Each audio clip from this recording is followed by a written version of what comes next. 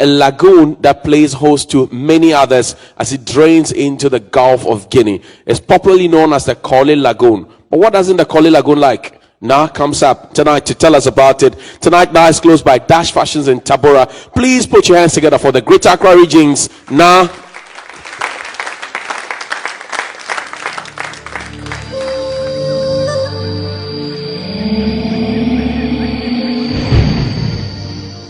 Nime, Name, Incheme, Kenyame, Gamambi, Kagana Mambi fame, Banyedo Manye, Mene Wambote Gakusumi, Fio Kope. I'll be talking about taboos. When you fenyele Korle Lagoon, Mimbawak Basani. Keep me in the competition by dialing the short code *713*19#. Follow the prompts and vote for Naa, or download the GMB 2020 app on the Google Play Store or the App Store. Nyewaladon.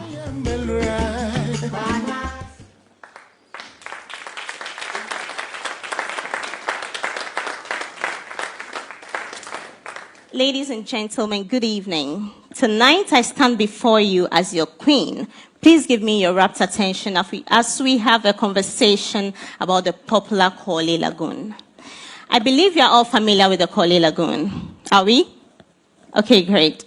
Now, I have a feeling that every time I mention Korle Lagoon, all that you will think about is stench and filth. Give me a nod if that's true. I thought as much.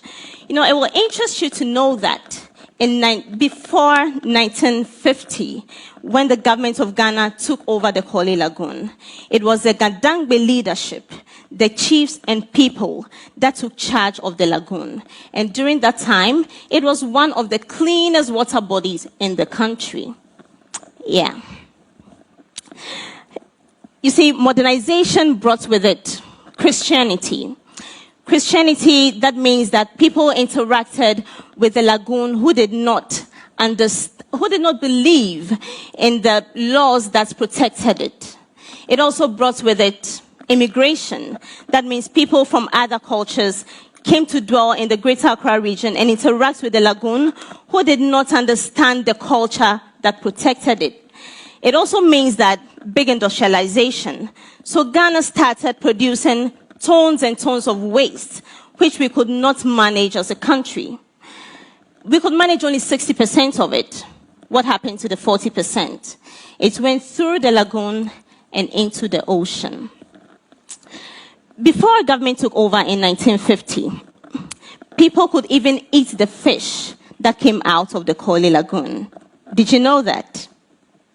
Well, my mother told me stories of how she would pass by the lagoon every time she was going to school. And in the afternoon when she was coming back, she would stop by there, play with her friends, and sometimes bring fish home, which the family ate. Unfortunately, today all we get out of the lagoon is filth. An environmental enthusiast called Theo Anderson wrote that the Korle Lagoon is one of the filthiest places on earth. Ladies and gentlemen, Accra, Ghana, where you and I live, has top 5 the dirtiest places in the world. That's the Korle Lagoon. I am not proud of that. I don't know about you. But I'm here to tell you that we can always go back to making the lagoon clean again. Modernization does not always mean that we need to throw away our tradition. The taboo that protected the land, Akegbonyo efo Korle. It translates directly to, you do not cross the Korle Lagoon with a dead body. Before the Gadangbe people came to live around the area, of course the lagoon did not have a name, but they believed that there was a God that lived in the water, and that God hated dead bodies and everything filthy. And that is how they kept the lagoon so clean. But when modernization took over, big governments, big buildings, big streets, it became difficult to manage how people interacted with the water body. And that is why we find ourselves where we are today. I'm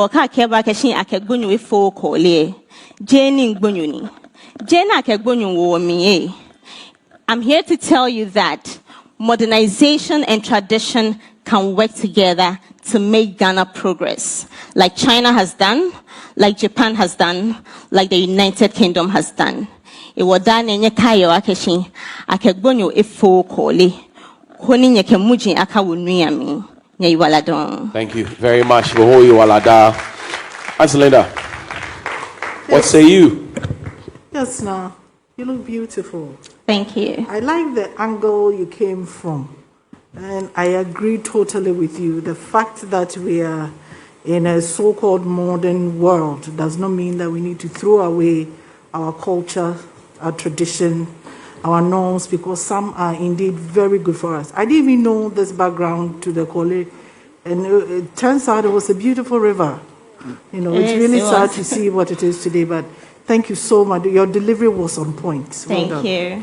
Thank you. And Naa is wearing one of GTP's latest called Fellow Ghanaians. If you look closely, you can see the president's spectacles in there. Fellow Ghanaians, I've come into your homes this evening to tell you that if you are not voting for your favorite, she may just go home.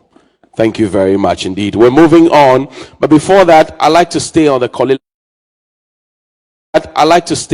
Lagoon bit because I've been on a beat since 2000. In the year 2000, something called the Koli Lagoon Ecological Restoration Program was set. We sought funding for it so that we could create the lovely memories of the 1930s where we could have a regatta, where canoes could have in there, we could have some transportation, and aquatic life could be restored. We're in year 2020. Where's the money? Where's the project? People's homes were destroyed.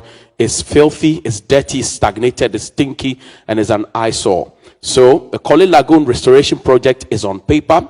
Mayors have come and gone, from Engineer Natnunu Amate Fio to Mayor Ajere Blankson to Mayor Kovandapoy to Mayor Nia Jesoa, and nothing has happened. Those who are watching, they know. And we are saying good evening. Can we say good evening to them? Can we say it louder? Say good evening. Bring back the Koli. Let's say it together.